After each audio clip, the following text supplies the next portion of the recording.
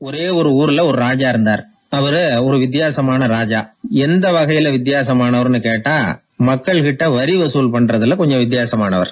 மற்ற மன்னர்கள் மாதிரி ஒரு நேரடியா வரி வசூல் பண்றது இல்ல, கொஞ்சம் மறைமுகமா அதை பண்ணுவார். அது எப்படின்னா, ஒவ்வொரு குடிமக்களுக்கும் மாசம் ஒரு மரக்கால் நெல்லு மக்கள் கொடுக்கறது இல்ல, ராஜா மக்களுக்கு கொடுப்பார். ஒரு மரக்கால் நெல்ல, அதாவது அரண்மனையில இருந்து ஒவ்வொரு வீட்டுக்கும் நெல் வந்து சேர்ந்துரும். அந்த ஒரு மரக்கால் நெல்ல இவங்க வாங்கிட்டு அதுக்கு பதிலா ஒரு மரக்கால் அரிசிய ராஜாவுக்கு திருப்பி கொடுக்கணும். இதுதான் அந்த ஊர் வழக்கம். ராஜா வந்து ஜனங்களுக்கு நெல்லை கொடுத்துட்டு அதுக்கு பதிலா அதே அளவு அரிசியா திருப்பி வாங்கிக்குவார். இதை தவிர வரி எதுவும் வசூல் பண்றது இல்ல. இப்படி ஒரு ராஜா. இது மேம்போக்கா பாக்குறதுக்கு ஏதோ சாதாரணமா தெரிஞ்சாலும் குடிமக்கள் ரொம்பவும் கஷ்டப்பட்டாங்க.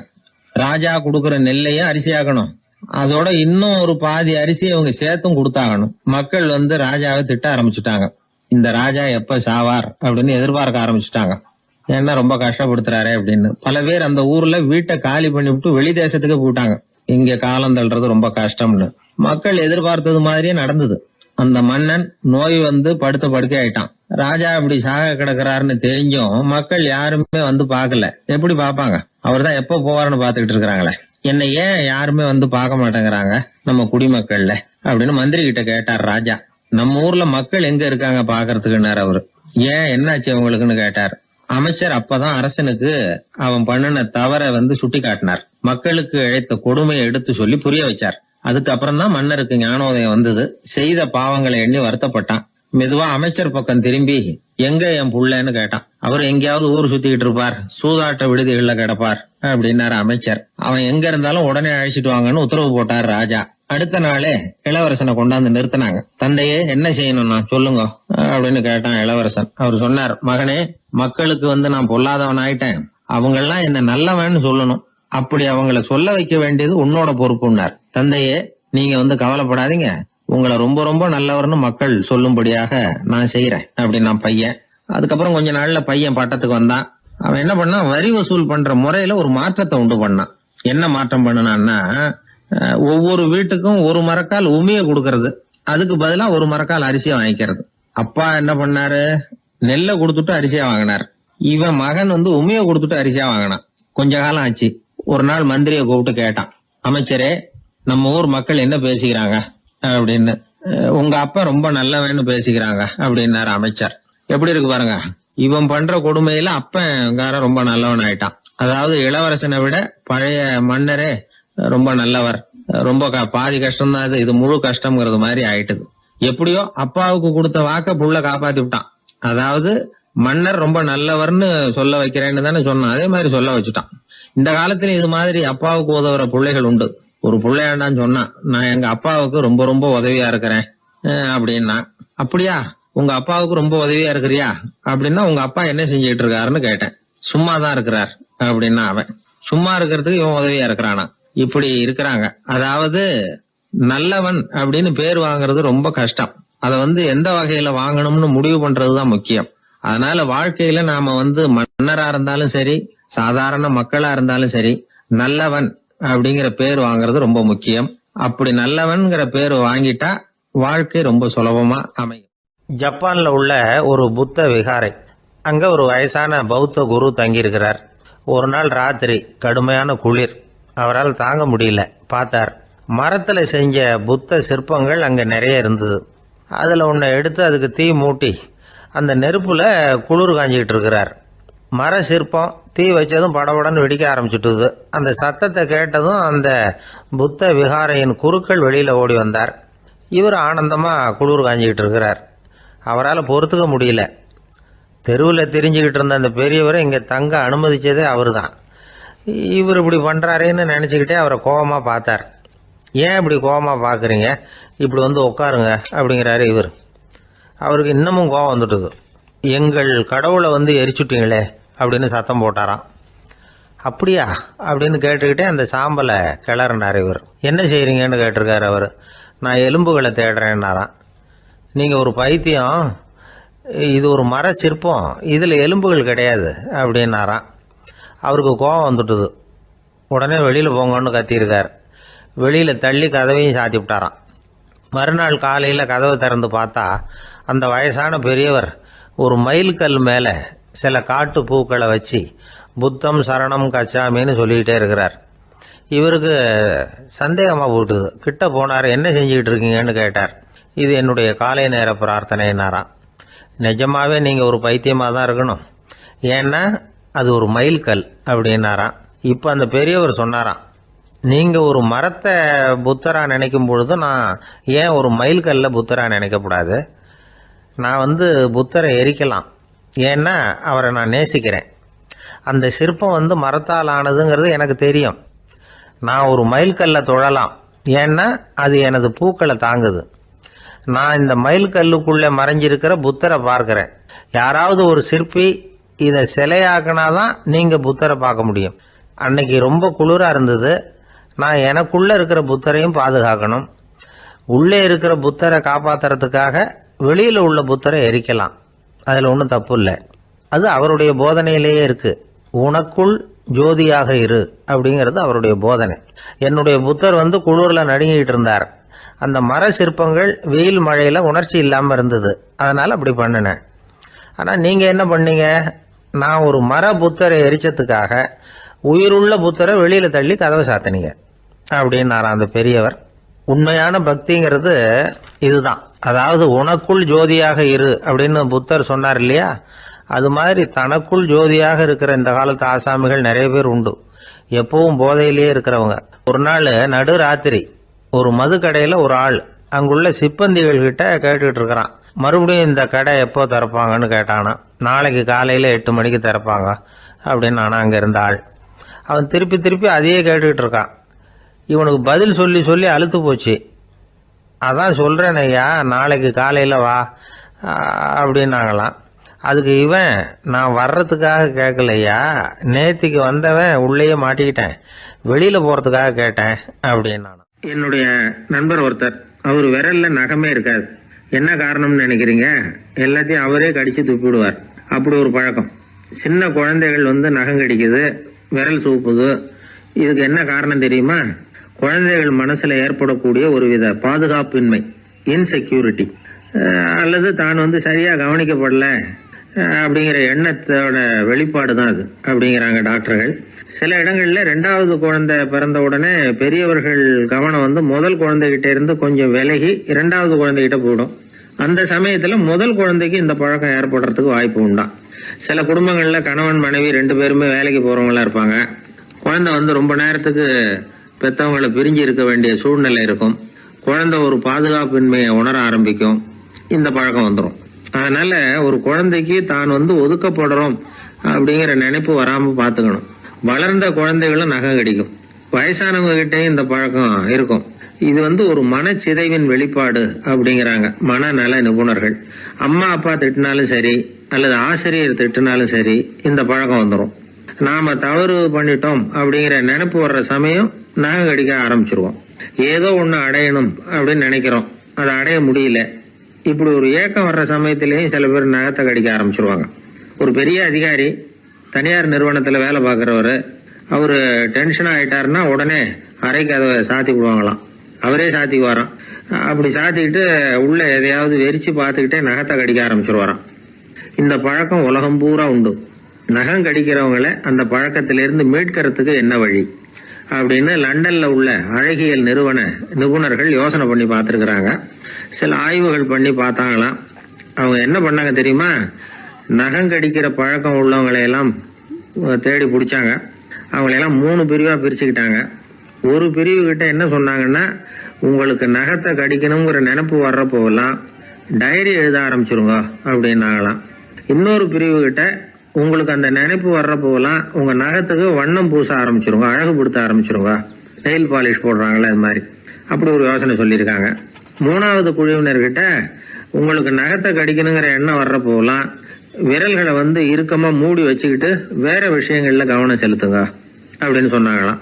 இப்படி 3 வித முயற்சி பண்ணி பார்த்ததுல கடைசியா அவங்க என்ன கண்டுபிடிச்சாங்க தெரியுமா? 3வது குழு செஞ்சதுல நல்ல பலன் கிடைச்சதாம். அதாவது நகம் தெரியாதபடிக்கு விரலை இறுக மூடிக்கிட்டு வச்சுக்கிட்டோம்னா அந்த பழக்கம் மாறுதான். அப்படி இருந்தவங்க கிட்ட இந்த நகம் கடிக்கிற பழக்கம் மெதுவா குறைஞ்சு போச்சான். அதனால நகம் கடிக்கிற பழக்கம் உள்ளவங்க இதை முயற்சி பண்ணி பார்க்கலாம். ஒரு ஆள் இருந்தார், அவருக்கு எப்ப பார்த்தாலும் நகத்தை கடிச்சுக்கிட்டே இருக்கணும், அப்படி ஒரு பழக்கம். அதனால அவர் விரல்ல எப்பவும் நகை இருக்கிறது இல்ல, விரல் இருக்கிறதே பெரிய ஆச்சரியம். அவருக்கு திடீர்னு உடம்புல அரிப்பு, சொரிஞ்சிக்க முடியல, அரிப்பும் நிக்கல. ஒரு வாரம் தொடர்ந்து கஷ்டப்பட்டார். கடைசியா ஒரு டாக்டர் கிட்ட ஓடினார். அவர் எல்லாத்தையும் விவரமா கேட்டுக்கிட்டு கடைசியா கொஞ்சம் மாத்திரை கொடுத்து வேலைக்கு ஒண்ணு சாப்பிடு அப்படின்னாராம். இந்த மாத்திரை எதுக்கு டாக்டர்? அரிப்பு நிக்கிறதுக்கா அப்படின்னாராம். இல்ல நகம் வளர்றதுக்காக அப்படின்னாராம் இந்த டாக்டர். ஒருத்தர் ரொம்ப அவசரமா வந்தார். சார், மனுஷன் நிம்மதியா இருக்கிறதுக்கு என்ன வழின்னு கேட்டார். சீக்கிரமா ஒரு கல்யாணத்தை பண்ணீங்க, எல்லாம் சரியா போடும் அப்படின்னோம். அவர் ஒரு மாதிரியா பார்த்தார். ஏற்கனவே எனக்கு கல்யாணம் ஆயிட்டுது சார், அதனால தானே நிம்மதியா இருக்கிறதுக்கு வழி கேட்கறேன் அப்படின்னார்.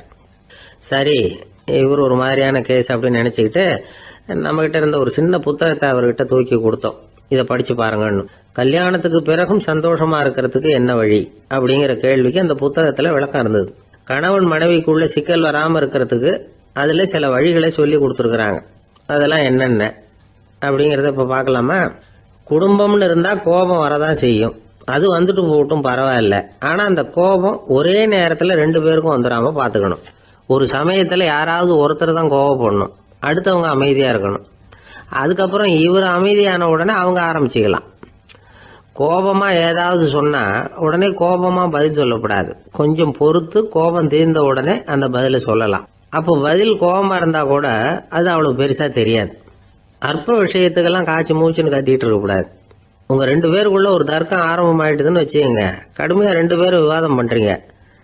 உங்கள ஒருத்தர் இதுல ஜெயிக்கணும்னா அது நீங்களா இருக்க வேணாம், அடுத்தவங்க ஜெயிக்கிறதுக்கு நீங்க துணையா இருங்களேன். அப்படின்னா நீங்க கொஞ்சம் விட்டு கொடுக்கணும், அவ்வளவுதான்.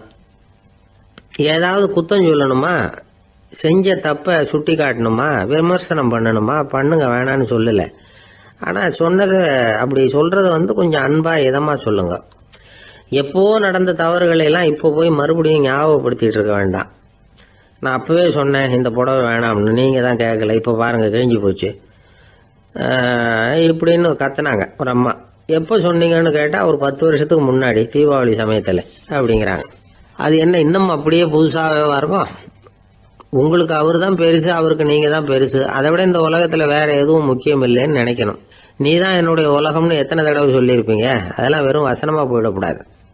ஏதாவது ஒரு பிரச்சனையை பத்தி கடுமையா விவாதம் பண்ணிட்டு இருக்கீங்க, அதை அப்படியே பாதியில விட்டுட்டு படுக்கைக்கு போயிடக்கூடாது. சொச்சத்தை நாளைக்கு பேசிக்கலாம்னு. அப்படி போனா தூக்கம் வராது. பிரச்சனையை ஒரு முடிவு பண்ணிக்கிட்டு அதுக்கப்புறமா தூங்க போகணும். ஒரு நாள்ல ஒரு தடவையாவது உங்க ஜோடியை பாராட்டி நல்ல விதமா கனிவா ஒரு வார்த்தை சொல்லணும் அப்படின்னு தீர்மானம் பண்ணீங்க. ஏதாவது தப்பு பண்ணிவிட்டீங்கன்னா பரவாயில்ல, அதை ஒத்துக்கிறதுக்கும் மன்னிப்பு கேட்கறதுக்கும் தயாரா இருக்கணும். அது ஒன்றும் கேவலம் கிடையாது. வீட்டுக்குள்ள தானே கேட்க போறீங்க, வெளியில யாருக்கு தெரிய போதும்? எப்படியோ உங்களுக்குள்ள ஒரு சமரசம் ஆனா சரிதான். ஒரு தகராறுன்னு எடுத்துக்கிட்டா குறைஞ்சபட்சம் அதுக்கு 2 பேர் தேவை. தனியாவே உட்காந்துக்கிட்டு நான் இப்ப தகராறு பண்ணிட்டு இருக்கிறேன் அப்படின்னு யாரும் சொல்ல முடியாது. 2 பேர் தகராறு பண்றாங்கன்னா பொதுவா அந்த 2 பேர்ல யாரு அதிகமா பேசுறாங்களோ அவங்க பேர்ல தான் தப்பு இருக்கும். அதை மனசுல வச்சுக்கணும். இதெல்லாம் தான் அந்த புத்தகத்துல போட்டிருக்கிற வழிமுறைகள். இவ்வளவும் சரியா வரலன்னா அப்புறமா சொல்லுங்க, வேற புத்தகம் ஏதாவது இருக்கான்னு தேடுவோம். ஒரு கணவன் தன்னுடைய மனைவியை அழைச்சிட்டு ஒரு மனோதத்துவ டாக்டர் கிட்ட வந்தாரா. டாக்டர், எங்களுக்கு கல்யாணம் ஆகி 30 வருஷ காலமா நாங்க ஒரு விஷயத்துல கூட ஒத்து போனதில்லை அப்படின்னு ஆரம்பிச்சார். உடனே அந்த அம்மா குறுக்கிட்டு, அது 30 வருஷம் இல்ல 32 வருஷம் அப்படின்னாங்களாம்.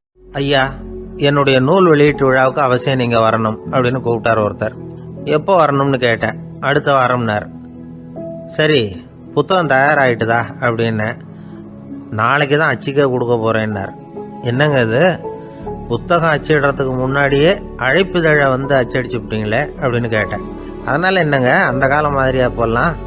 அச்சுக்கலை எவ்வளவோ முன்னேறியாச்சுங்க. Linotype, Monotype, photo type, laser, இப்படி என்னென்னமோ வந்தாச்சு.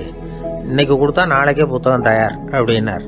இப்படி இந்த அளவுக்கு முன்னேறி இருக்கிற இந்த அச்சுக்கலை ஆரம்பத்தில் எப்படி இருந்தது தெரியுமா? அந்த காலத்தில் காகிதம்னா என்னன்னே தெரியாது. அப்படி ஒன்று கண்டுபிடிக்கப்படவே இல்லை. அப்போல்லாம் எதையாவது ஒன்று எழுதணும்னா அதுக்கு ஆட்டு தோலை தான் பயன்படுத்தி இருக்கிறாங்க. கண்ணுக்குட்டி தோல் கூட அதுக்கு உபயோகப்பட்டு தான். ஐரோப்பாவில் இருந்த பாதிரியார்கள் தோலில் எழுதப்பட்ட புத்தகத்தை தயாரிக்கிறதுல ரொம்ப கெட்டிக்காரங்களாம். எகிப்து, அப்புறம் மத்திய தரைக்கடல் ஓரத்தில் உள்ள நாடுகள், இங்கெல்லாம் தோல் தான் எழுது பொருளாக பயன்பட்டு வந்திருக்குது. ஆனால் நம்ம நாட்டில் ஓலைச்சுவடிகளை எழுத்துக்கு பயன்படுத்தி இருக்கிறாங்க. எழுதுறதுக்கு தோலை பயன்படுத்தினவங்க பிறகு பேப்பரைஸ் அப்படிங்கிற கோரை புல்லை வந்து அதுக்கு பயன்படுத்தினாங்களாம். இதெல்லாம் அப்படி கொஞ்சம் கொஞ்சமாக கண்டுபிடிச்சிட்டு வந்திருக்கிறாங்க. அந்த புல்லை வந்து கச்சிதமாக நறுக்க வேண்டியது, நல்லா பதப்படுத்த வேண்டியது, அதுக்கப்புறம் அதில் எழுத வேண்டியது, அவ்வளவுதான். பேப்பருங்கிற சொல்லே இந்த பேப்பைரஸ் அப்படிங்கிறதுலேருந்து வந்தது தான். அதுக்கப்புறம் தான் காகிதம் வந்தது. இதை முதல்ல சீன நாட்டில் தான் கண்டுபிடிச்சாங்க. அது வந்த பிறகு அச்சு எந்திரம் கண்டுபிடிக்க வேண்டிய அவசியம் ஏற்பட்டது. அதை கண்டுபிடிச்சவர் ஜெர்மானிய அறிவியல் அறிஞர் ஜான் கூட்டன்பர்க். அச்சு கலைக்கு அடித்தளம் அமைச்சவர் அவர் தான். ஜெர்மனியில் மெயின்ஸ் அப்படிங்கிற ஊரில் 1399 பிறந்தார். அவரோட மாமன் ஒருத்தர் உலோக வேலையில் வல்லவர். அவர்கிட்ட இந்த வேலையை கற்றுக்கிட்டார். அதோட வைர கற்களை வந்து பட்டை தீட்டுறதுலையும் ரொம்ப தேர்ச்சி பெற்றிருந்தார். இளம் வயசுலேயே சும்மா இருக்க மாட்டாராம். எதை செஞ்சாலும் அதை திறமையாக செய்வாராம். அவர் தான் முதல்ல மர அச்சு எழுத்துக்களை உருவாக்கினார்.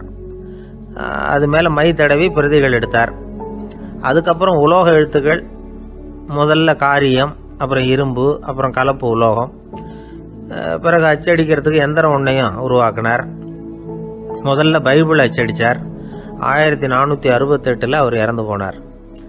16ஆம் நூற்றாண்டில் மேலை நாடுகளிலிருந்து மர எழுத்துக்களை கொண்டுகிட்டு வந்து தமிழ்நாட்டில் கிறிஸ்துவ நூல்களை அச்சிட்டாங்க. அப்போல்லாம் வந்து அச்சகங்கள் வந்து போதிய அளவுக்கு இங்கே இல்லை. அதுக்கு என்ன காரணம்னா, இந்தியர்கள் வந்து அச்சகங்களை நடத்தக்கூடாது அப்படின்னு சட்டம். 1835 வரைக்கும் அந்த சட்டம் வந்து நடைமுறையில் இருந்தது. இந்த நிலைமையில் அங்கேயும் இங்கேயுமா 1-2 அச்சகங்கள் ஆரம்பமாச்சு. 1713 தரங்கம்பாடியில் லூத்தரன் மிஷன் அச்சகம், அதே ஆண்டில் சென்னையில் எஸ்பிசிகே அச்சகம். இது ரெண்டும் தான் இந்தியாவில் முதல்ல தொடங்கப்பட்ட அச்சகங்கள்.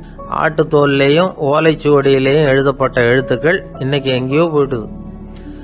ஆனால் நம்ம ஊரில் எழுத்தாளர்கள் நிலைமை தான் ஒன்றும் சொல்லிக்கிறது மாதிரி இல்லை. நம்ம ஆள் ஒருத்தர் சொன்னார், சார் நான் சொந்தத்தில் ஒரு அச்சாபீஸ் வச்சுருந்தேன், இப்போவும் வச்சுருக்கிறேன். அதனால் என்னுடைய படைப்புகளை புத்தகமாக வெளியிடுறதுல எனக்கு ஒன்றும் கஷ்டம் இல்லை. வருஷத்துக்கு ஒரு புத்தகம் எழுதி வெளியிட்டுருவேன். 15 வருஷமாக இலக்கிய உலகத்துக்கு இப்படி சேவை செஞ்சுக்கிட்டு வர்றேன். ஆனால் இந்த வருஷம்தான் வாசகர்கள் வந்து எனக்கு பாராட்டு விழா நடத்தி இருக்கிறாங்க அப்படின்னார். இந்த வருஷம் அப்படி என்ன விசேஷம் அப்படின்னு கேட்டோம். இந்த வருஷம்தான் நான் எந்த புத்தகம் எழுதி வெளியிடாமல் இருந்தேன், அதுக்காகத்தான் எனக்கு இந்த பாராட்டு விழா அப்படின்னார். ஒரு சின்ன பையன் வந்தான். அவனை பார்த்து ஒரு கேள்வி கேட்டோம். ஏன்ப்பா உங்கள் வீட்டில் அம்மா புத்திசாலியா அப்பா புத்திசாலியா அப்படின்னு. அவன் அலட்சியமாக நம்மளை பார்த்து சிரிக்கிறான். என்ன சார் இது, இந்த காலத்தில் இது கூட தெரியாமல் இருக்கிறீங்களே அப்படிங்கிறான். ஒரு சின்ன பையன் நம்மளை பார்த்து இப்படி கேட்டு விட்டானே அப்படின்னு நினைக்கிறப்போ நமக்கு ஒரு மாதிரி ஆகிடும். அதுக்கப்புறம்தான் இந்த தாத்தா பாட்டியெல்லாம் சொல்கிற ஒரு கதை ஞாபகத்துக்கு வந்தது. அது என்ன கதை தெரியுமா? ஒரு ஊரில் ஒரு அம்மாவும் பிள்ளையும் இருந்தாங்களாம். அந்த மகனுக்கு திடீர்னு தேசாந்திரம் போய் வரணும்னு ஆசை வந்துட்டுது. ஊராக போய் சுற்றி பார்க்கணுங்கிற ஆசை. அந்த அம்மாவுக்கு இது பிடிக்கல. மகனை பிரிஞ்சு இருக்கிறதுக்கு அவங்க மனசு இடம் கொடுக்கல. வேணாப்பான்னு சொல்லி பார்த்தாங்க, அவன் கேட்கல. திடீர்னு புறப்படவும் செஞ்சுட்டான். சரி, இனிமேல் அவனை தடுக்க முடியாதுன்னு முடிவு பண்ணிக்கிட்டாங்க அந்த அம்மா. இருந்தாலும் புத்திசாலித்தனமாக ஒரு யோசனை பண்ணாங்க. மகனை கிட்டத்தில் கூப்பிட்டாங்க. அவங்ககிட்ட சொன்னாங்க, இதை பாருப்பா, நீ தேசாந்திரம் போகிறதுன்னு தீர்மானம் பண்ணிவிட்ட, அதை நான் தடுக்கலை, போயிட்டு வந்துடும். ஆனால் போகிறதுக்கு முன்னாடி எனக்கு ஒரு வாக்குறுதி கொடுத்துட்டு போ அப்படின்னாங்க. போகிறப்போ ராத்திரியாக இருந்தாலும் பகலாக இருந்தாலும் சரி, புளிய மரத்து நிழலில் தான் தங்கணும். திரும்பி வர்றப்போ இரவும் பகலும் நீ வந்து வேப்ப மரத்து நிழல்லே தங்கணும் அப்படின்னாங்க. சரி, அப்படியே செய்கிறேன்னு சொல்லி வாக்குறுதி கொடுத்தான் பையன். புறப்பட்டு போனான். போகிற வழியில் புளிய மரத்து நிழல்லே தங்கினான், தூங்கினான். அப்படி போய்கிட்டே இருந்தான். 7ஆவது நாள் அவன் உடம்பு சுகமில்லாமல் போயிட்டுது. ரொம்பவும் பலவீனமாயிட்டான். இனிமேல் நடக்க முடியாதுங்கிற நிலைமை வந்துட்டுது. யோசிச்சு பார்த்தான். சரி, இதுக்கு மேலே வந்து போக வேண்டாம் அப்படின்னு முடிவு பண்ணிட்டு திரும்பி வர ஆரம்பிச்சுட்டான். திரும்பி வர்றப்போ வழியில் வேப்ப மரத்து நிழல்லையே தங்கி வந்தான். நாளுக்கு நாள் உடம்பு சரியாக வந்துட்டுது. 7ஆவது நாள் வீட்டுக்கு வந்து சேர்றான். உடம்பு பழையபடியே கலகலப்பாயிட்டுது. பூரண சுகம். தேசாந்திரம் போன பையன் திரும்பி வந்துட்டானே அப்படின்னு அந்த அம்மா ஆச்சரியப்படலை. ஏன்னா அவங்களுக்கு தெரியும் இப்படி ஆகும்னு. பையன் சீக்கிரமாக திரும்பி வரணுங்கிறதுக்காக தான் அவங்க அந்த யோசனையை சொன்னாங்க. என்ன விஷயம்ங்கிறதையும் அவங்களே சொன்னாங்க. மகனே, புளிய மரத்து நிழல் உடம்புக்கு உஷ்ணத்தை கொடுக்கும், சீக்கம் உண்டாக்கும். அதனால் நீ தொடர்ந்து புளிய மரத்து நிழலில் தங்கினாவே நோய்க்கு ஆளாயிட்ட. அதனால் பயணத்தை முடிச்சுக்கிட்டு திரும்பி வரணுங்கிற முடிவுக்கு வந்துட்ட. திரும்பி வர்றப்போ நீ தங்கினது வேப்ப மரத்து நிழல். அது உடம்புக்கு குளிர்ச்சியை தரக்கூடியது, நோயை தீர்க்கக்கூடியது. அதனால் சுகமாக வீட்டுக்கு சேர்ந்துட்ட. உன்னோட தேசாந்திர பயணத்தை தடுக்கிறதுக்காக தான் இப்படி பண்ணினேன் அப்படின்னாங்களாம் அந்த அம்மா. பார்த்தீங்களா அம்மாவோட புத்திசாலித்தனத்தை? அப்பாவாக இருந்தால் இப்படியா பண்ணுவார்? ஒரு அப்பா பையன்கிட்ட 10 ரூபா கொடுத்து இதை எடுத்துக்கிட்டு அடுத்த ஊருக்கு போய் அங்கே இருக்கிற மாமா கிட்ட இதை கொடுத்துட்டு வாடா, வழியில் எங்கேயாவது மரத்தடியில் படுத்து தூங்கி விடாதே அப்படின்னு எச்சரிக்கை பண்ணி அனுப்புனாராம். பையனுக்கு எச்சரிக்கையாக வாழறது எப்படிங்கிறத கற்றுக் கொடுக்கறதுக்காக இப்படி பண்ணார். அவன் பணத்தை வாங்கிக்கிட்டு போனான். அப்பா சொன்னதை மறந்துட்டு ஒரு மரத்தடியில் படுத்து தூங்கிட்டான். அவனுக்கு தெரியாமல் அவன் பின்னாடியே போன அப்பா அவன் கையில் இருந்த அந்த 10 ரூபாயை நைஸாக எடுத்துகிட்டு வந்துட்டார். அவன் பையில் தானே வச்சுருந்தான், அது தெரியாமல் எடுத்துகிட்டு வந்துட்டார். அவன் தூங்கிக்கிட்டு இருக்கான். எடுத்துகிட்டு ஒரு மறுபடியும் வீட்டுக்கு வந்துட்டார். பையன் முழிச்சுக்கிட்டு பையை தடவி பார்க்குறான், பணத்தை காணும். அழுதுகிட்டே திரும்பி வந்தான். அப்பா கிட்ட விஷயத்த சொன்னான். அப்பா சிரிச்சுக்கிட்டே சொன்னார், அதுக்கு தான்ப்பா ஆரம்பத்திலேயே எச்சரிக்கை பண்ணினேன், இனிமேலாவது நீ ஜாக்கிரதையாக இருக்கணும் அப்படிங்கிறதுக்காக தான் இப்படி பண்ணினேன். அந்த பணம் எங்கேயும் போயிடல, நான் தான் அதை உனக்கு தெரியாமல் எடுத்து வச்சிருக்கிறேன். இதோ பாரு அப்படின்னு சொல்லிக்கிட்டு சைடு பாக்கெட்டில் கையை விட்டா அது ஓட்டையாக இருக்குது. அதை எவனோ ஏற்கனவே கத்திரிச்சு எடுத்துகிட்டு போயிட்டான். இப்போ அப்பா முகத்தில் அசடு வழிஞ்சுதான். கடற்கரை ஓரமாக ஒரு பெரியவர் கையால் மணலை கீறிக்கிட்டே உட்காந்துருக்கிறார். என்னத்தையும் தேடிட்டு இருக்கிறது மாதிரி தெரிஞ்சுது. மெதுவாக கிட்டத்தில் போய் என்னத்தை தேடிட்டு இருக்கிறீங்க அப்படின்னு கேட்டோம். அவரு சாவகாசமா நிமிந்து பார்த்து நிம்மதியை தேடிட்டு இருக்கிறேன்னார். நாங்கள் ஒரு மாதிரி ஆயிட்டோம். இருந்தாலும் சமாளிச்சுக்கிட்டு, சார் மணல்ல கிழிஞ்சல் தான் கிடைக்கும், நிம்மதி கிடைக்காது அப்படின்னோம். சரி, இன்னைக்கு வசமா நம்ம கிட்ட ஒரு ஆள் மாட்டிக்கிட்டார் அப்படின்னு நினைச்சு அவர் பக்கமா போய் உட்காந்துக்கிட்டு கதை சொல்ல ஆரம்பிச்சிட்டோம். ஒரு பெரிய மன்னர் இருந்தார். அவருக்கு எல்லா வசதியும் இருந்தது. இருந்தாலும் ஒரே ஒரு குறை. அது என்னன்னா நிம்மதி இல்லைங்கிற குறை. அரண்மனையில தினமும் கலை நிகழ்ச்சி, நாட்டியம் எல்லாம் நடந்துகிட்டு தான் இருந்தது. இருந்தாலும் நிம்மதி இல்லை. சரி, நிம்மதி எங்க கிடைக்கும் அப்படின்னு தேட ஆரம்பிச்சார். உடனே அதுக்கான முயற்சிகள்ல தீவிரமா இறங்கினார். நாட்டில் உள்ள தத்துவ மேதைகளை எல்லாம் கூப்பிட்டுட்டு வர சொன்னார். எல்லாரும் சேர்ந்தாங்க. அவங்கள பார்த்து நிம்மதி எங்க இருக்குது அப்படின்னு விசாரிச்சார். அவங்களுக்கு அது தெரிஞ்சா ஏன் இப்படி ராஜா முன்னாடி நின்றுட்டு இருக்க போறாங்க? ராஜாவோட கேள்விக்கு ஒவ்வொருத்தரும் ஒவ்வொரு மாதிரி விளக்கம் கொடுக்க ஆரம்பிச்சிட்டாங்க. எந்த பதிலும் ராஜாவுக்கு திருப்தி அளிக்கக்கூடிய அளவுக்கு இல்லை. சரி, போயிட்டு வாங்கன்னு சொல்லி அவங்களெல்லாம் அனுப்பி வச்சுட்டார். ஒரு நாள் அவர் மாளிகையில உப்பருகையில நின்றுட்டு இருக்கிறார். அந்த சமயத்துல தெருவில் ஒரு பிச்சைக்காரன் ரொம்ப உல்லாசமா பாட்டு பாடிக்கிட்டே போயிட்டு இருக்கிறான். குரல்ல ஒரு சந்தோஷம், நடையில ஒரு மிடுக்கு. அவன்கிட்ட கொஞ்சம் கூட கவலை இருக்கிறதா தெரியல. உடனே ராஜா அதை பார்த்தார். ஏவலாளிகளை கைதட்டி கூப்பிட்டார். உடனே ஓடி போய் அந்த பிச்சைக்காரனை இங்க அழைச்சிட்டு வாங்கன்னு உத்தரவு போட்டார். இவங்க உடனே ஓடி போய் அவனை கூப்பிட்டாங்க. அரண்மனைக்கு வாழ்ந்தாங்க. அவன் வரல. அரண்மனைக்குள்ள அடி எடுத்து வைக்க மாட்டேன்னு சொல்லிவிட்டான். ராஜா கிட்ட விஷயத்த சொன்னாங்க. அவருக்கு ரொம்ப ஆச்சரியம், இப்படி ஒரு ஆள் இருக்கிறானா அப்படின்னு. சரி, அவன் என்னதான் சொல்றான் அப்படின்னு விசாரிச்சார். இவங்க மறுபடியும் தெருவுக்கு போய் கேட்டாங்க. என்ன பார்க்கணும்னா ராஜா விருப்பப்பட்டாருன்னா அவரை வேணும்னா இங்க வர சொல்லுங்க அப்படின்னு சொல்லிவிட்டான். அதை ராஜா கிட்ட சொன்னாங்க. அவருக்கு கோபம் வரல. இவ்வளவு சுதந்திர உணர்வோடு இருக்கிறவன் சாதாரண ஆளா இருக்க முடியாது அப்படின்னு நினைச்சார். உடனே கிடுகிடுன்னு இறங்கி தெருவுக்கு வந்தார். பிச்சைக்காரங்கிட்ட போனார். நீ கவலைப்படாம சந்தோஷமா பாடிட்டு போறியே, அது எப்படி முடியுது உன்னால அப்படின்னு கேட்டார். ஏன் அப்படி கேக்குறீங்கன்னா அவன், அதுக்கு இல்ல, எனக்கு அரண்மனையில எவ்வளவோ சுகபோகங்கள்லாம் இருக்கு, இருந்தாலும் நிம்மதி இல்ல. இது ஏன்னு எனக்கு தெரியல. இந்த தேசத்துல உள்ள அறிஞர்களை எல்லாம் கூப்பிட்டு கேட்டு பார்த்துட்டேன், அவங்களுக்கும் தெரியல. உன்னை கேட்டா தெரியும்னு நினைச்சேன், அதனாலதான் சந்திக்கிறதுக்கு ஆசைப்பட்டேன். ஆனா நீ வரமாட்டேன்னுட்டியே அப்படின்னார். பிச்சைக்காரன் கடகடன்னு சிரிக்க ஆரம்பிச்சுட்டான். மகிழ்ச்சிக்கும் உங்களுக்கும் தடையா இருக்கிறது இந்த மாளிகை தான். இதை விட்டுட்டு வெளியில வந்துட்டா நிம்மதி தேடிட்டு வந்துடும்னா. நான் அரசன், எனக்குன்னு கடமைகள் இருக்கு, அதையெல்லாம் விட்டுட்டு எப்படி வர முடியும்னார் ராஜா. ரெண்டும் ஒரே நேரத்துல கிடைக்கணுங்கிறது முடியாத காரியம். உங்க சுகபோகத்துக்கு விலையாதான் உங்க நிம்மதியை கொடுத்துக்கிட்டு இருக்கிறீங்க. என்ன பாருங்க, என்கிட்ட எதுவும் இல்லை, அதனால எதுவும் போயிடுமோங்கிற பயமும் இல்லை, நிம்மதியா இருக்கிறேன் அப்படின்னா அவன். ராஜா உடனே சந்தோஷப்பட்டு தன்னுடைய மேலங்கியை எடுத்து அவனுக்கு பரிசா கொடுத்தாரான். அவன் சிரிச்சுக்கிட்டே அதை வாங்க மாட்டேன்னு விட்டானான்.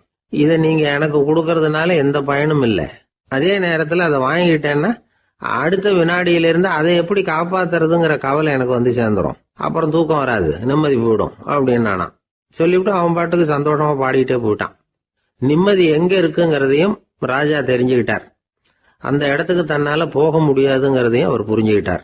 இப்படி இந்த கதைய அந்த கடற்கரையில மணலை கீறிக்கிட்டே உட்கார்ந்துருந்தார அந்த பெரியவர்கிட்ட சொல்லி முடிச்சோம். அவர் முகத்துல ஒரு தெளிவு தெரிஞ்சது. எங்களை நிமிர்ந்து பார்த்தார். ரொம்ப நன்றிங்க, இப்ப எனக்கு தெரிஞ்சு போச்சு. நிம்மதி வேணும்னா அதுக்கு என்ன பண்ணணும்னு இப்ப நல்லா புரிஞ்சுக்கிட்டேன் அப்படின்னார். என்ன புரிஞ்சுக்கிட்டீங்கன்னு கேட்டோம். இனிமே இந்த பக்கம் வந்தா உங்க கண்ணுல படாத இடமா பார்த்து உட்காரணும்னு புரிஞ்சுக்கிட்டேன் அப்படின்னார். ஒரு ஆளு ராமகிருஷ்ணரை தேடி வந்தான். அவன் கையில 1000 பொற்காசுகள் வச்சிருந்தான். அதை அவர்கிட்ட கொடுத்து இதை ஏத்துக்கணும் அப்படின்னு ரொம்ப பணிவா கேட்டுக்கிட்டான். அவரு பார்த்தார், இது எனக்கு தேவையில்லை, ஆனாலும் உன்னுடைய மனசை புண்படுத்துறதுக்கு நான் விரும்பலை, அதனால நீ கொடுக்கறத வாங்கிக்கிறேன்னார். வாங்கிக்கிட்டார். அப்புறம் கேட்டார், இதை பாரு, இனிமே இதெல்லாம் என்னுடைய இதுதானே அப்படின்னார். ஆமா, அதையெல்லாம் நான் உங்களுக்கே கொடுத்துட்டேன். அவன் சரி, இப்போ நீ எனக்காக ஒரு காரியம் பண்ணணும்னார். என்ன செய்யணும்னு சொல்லுங்கன்னா, இந்த நாணயங்களை எல்லாம் எடுத்துக்கிட்டு போய் கங்கை நதியில எரிஞ்சுட்டு வா அப்படின்னார். இவனுக்கு அதிர்ச்சியா போச்சு. என்ன பண்றது, இனிமே அது முடியாதுன்னு சொல்ல முடியாது. ஏன்னா அந்த நாணயங்களை எல்லாம் அவருக்கே கொடுத்துட்டான். இனிமே அதெல்லாம் இவனுடையது இல்லை. பேசாம அவ்வளவே அள்ளிக்கிட்டு ஆத்தங்கரைக்கு போனான். போனவன் ரொம்ப நேரம் திரும்பியே வரல. ராமகிருஷ்ணருக்கு சந்தேகம், என்ன ஆச்சு அந்த மனுஷனுக்கு, காசுகளோட அந்த கங்கையில குதிச்சுட்டானா, போகும்பொழுதே ஒரு மாதிரியா தான் போனான், போய் என்னன்னு பார்த்துட்டு வாங்க அப்படின்னார். அங்க இருந்த ஒருத்தர் ஓடி போய் பார்த்தார். அவர் போய் பார்க்கும் பொழுது அவன் அங்கேயே இருந்தான். அதுக்கப்புறம் அவர் திரும்பி வந்தார். வந்து விவரத்தை சொன்னார். அதாவது அவன் கங்கை கரையில உட்காந்துக்கிட்டு ஒவ்வொரு நாணயமா 1 2ன்னு எண்ணி எண்ணி வீசிக்கிட்டு இருக்கிறான். அவனை சுத்தி ஒரு கும்பல் நின்றுகிட்டு அவனை தடுத்துக்கிட்டு இருக்குது அப்படின்னு விவரத்தை சொன்னார் போயிட்டு வந்தவர். இதை கேட்டதும் ராமகிருஷ்ணரே புறப்பட்டு அங்க போனாராம். என்ன இப்படி பண்ணிட்டு இருக்கிற, நான் உன்னை அந்த நாணயங்களை கங்கையில வீசி எறிய சொன்னேன், நீ ஏன் அதை எண்ணிக்கிட்டு இருக்கிற அப்படின்னார். பழக்கம்தான் காரணம், நான் ஒவ்வொரு நாளும் ஒவ்வொன்றா சேமிச்சு வச்சேன். இன்னைக்கு என்கிட்ட நிறைய இருக்குது, உங்களுக்கு ஒரு 1000 நாணயங்களை கொடுக்கணுங்கிறது என்னோட ஆசை அப்படின்னா. இப்ப ராமகிருஷ்ணர் சொன்னார், ஒரே நேரத்துல எல்லாத்தையும் சம்பாதிச்சிருந்தா நீ எண்றது பொருத்தமா இருக்கும். எல்லாத்தையும் இழக்கும் போது ஒவ்வொன்றா எண்ணிக்கிட்டு இழக்கிறதுங்கிறது சரியான செயல் இல்லை. அதனால ஒரே தடவையா எல்லாத்தையும் தூக்கி எறிஞ்சிடும் அப்படின்னார். இது இழப்பது அப்படிங்கிற ஒரு உயர்ந்த நிலை. இதை நாம யதார்த்த வாழ்க்கையில சம்பந்தப்படுத்தி பார்த்து குழப்பிக்கிட்டு இருக்கக்கூடாது. இழக்கிறேன்னு சொல்லிக்கிட்டு இருக்கிற காசையெல்லாம் ஆத்துலையும் குளத்துலையும் கொண்டு போய் எரிஞ்சுட்டு வாங்க அப்படின்னு உபதேசம் பண்றதாக யாரும் நினைச்சிடக்கூடாது. இதுல நாம புரிஞ்சுக்க வேண்டியது என்னன்னா, எதையாவது ஒன்றை இன்னொருத்தருக்கு கொடுக்கணும் அப்படின்னு விருப்பப்பட்டா அதை மனப்பூர்வமா கொடுத்துடணும். கொடுத்துட்டு அதையே நினைச்சிட்டு இருக்க கூடாது. நம்மால் ஒருத்தர் ஒரு 100 ரூபாய் நோட்டை தன்னுடைய நண்பர் ஒருத்தர்கிட்ட கொடுத்து, இது உனக்கு தான் வச்சுக்கோ அப்படின்னார். அவரு பார்த்தார், இது இனிமே எனக்கு தானே சொந்தம் அப்படின்னார். ஆமான்னார் அவர். அப்படின்னா எனக்காக நீ ஒரு உதவி செய்யணும்னார். சொல்லுங்க செய்யறேன்னார் அவர். இந்த 100 ரூபாய் நோட்டை தீ வச்சு கொளுத்தி விடுனார். இவர் அதிர்ச்சியாகி அவரை பார்த்தார். இப்ப அவரு சொன்னார், நீ எனக்கு அன்பா கொடுத்தது இது, இந்த நோட்டு கள்ள நோட்டுங்கிறது எனக்கு முன்னாடியே தெரியும், சீக்கிரம் கொளுத்தி விடு, அதுதான் நம்ம 2 பேருக்குமே நல்லது அப்படின்னாராம் அவர். ராமகிருஷ்ணர் வாழ்ந்த காலத்துல நடந்த ஒரு நிகழ்ச்சி இது. அப்போ ஒரு ஓவியர் இருந்தாராம். அவருக்கு ஒரு ஆசை, ராமகிருஷ்ணர் படத்தை வரையணும், அதை அவர்கிட்டயே கொண்டுட்டு போய் காட்டி அபிப்பிராயம் கேட்கணும். இதுதான் அந்த ஓவியரின் ஆசை. உடனே ராமகிருஷ்ணர் படத்தை வரைஞ்சி முடிச்சார். அதை எடுத்துக்கிட்டு போனார். இவர் போன சமயம் அங்கே ராமகிருஷ்ணர் சீடர்களோடு உட்காந்துருக்கிறார். விவேகானந்தர் அங்கே இருக்கிறார். இந்த ஓவியர் கொண்டுகிட்டு போய் தான் வரைந்த ஓவியத்தை அவர்கிட்ட காட்டினார். ராமகிருஷ்ண பரமஹம்சரின் ஓவியத்தை ராமகிருஷ்ணர்கிட்டயே காட்டுறார். ராமகிருஷ்ணர் என்ன பண்ணார் தெரியுமா, அந்த படத்தை பார்த்தார். உடனே அது காலை தொட்டார். குருதேவருடைய இந்த செயல் சீடர்களுக்கு ரொம்ப வியப்பை உண்டு பண்ணிச்சு. சில பேர் மனசுக்குள்ளேயே ரொம்ப குழம்பி போக ஆரம்பிச்சிட்டாங்க, என்ன இப்படி பண்றாருன்னு. என்ன இது அவரோட படம், அவரே அவரோட படத்தின் காலை தொடுறார் அப்படின்னு யோசிச்சாங்க. சில பேர் ஒன்றும் புரியாம ஒருத்தர் பார்த்து சிரிச்சுக்கிட்டாங்க. அந்த இடத்துல சீடர்கள் மட்டும் இல்லை, சீடர் அல்லாத பல பேர் இருந்தாங்க. தன்னுடைய காலை தானே தொடர இவருடைய செயல் பற்றி என்ன நினைக்கிறது அப்படின்னு அவங்களும் குழம்பி போய் நிற்கிறாங்க. அந்த படத்தை வரைஞ்சி அவர்கிட்ட காட்டின அந்த ஓவியருக்கும் அதிர்ச்சி. இருந்தாலும் அவர் சீடர் கிடையாது. அதனால் கொஞ்சம் துணிச்சலை வர வச்சுக்கிட்டு கேட்டார், என்னங்க இது, என்னால் என்னுடைய கண்களையே நம்ப முடியல. இது உங்கள் சொந்த உருவப்படம், நீங்கள் உங்கள் சொந்த கால்களையே தொடுறீங்க, இது எங்களுக்கு கொஞ்சம் சங்கடமாக இருக்குதே அப்படின்னார். ராமகிருஷ்ணரின் கண்களில் ஆனந்த கண்ணீர் வழிஞ்சுதான். அவர் சொன்னாராம், இது என்னோட படம்ங்கிறது எனக்கு தெரியும், ஆனால் இது என்னோட படம்ங்கிறதுனால நான் இதோட காலை தொடலை. நீ என்னுடைய சமாதி நிலையை இந்த படத்தில் படம் பிடிச்சி காட்டியிருக்கிற, அதனால் அதோட காலை தொடறேன். சமாதி நிலையில் யார் இருந்தாலும், அது என்னுடைய படமாக இருந்தாலும் சரி அல்லது வேற யாருடைய படமாக இருந்தாலும் சரி, படம் யாருதுங்கிறது முக்கியம் இல்லை. இதில் எது முக்கியம்னா அது தன்னை உணர்ந்த ஒரு உணர்நிலையின் படம். அப்படி இருக்கிறப்போ அதோட காலை நான் தொடணும்.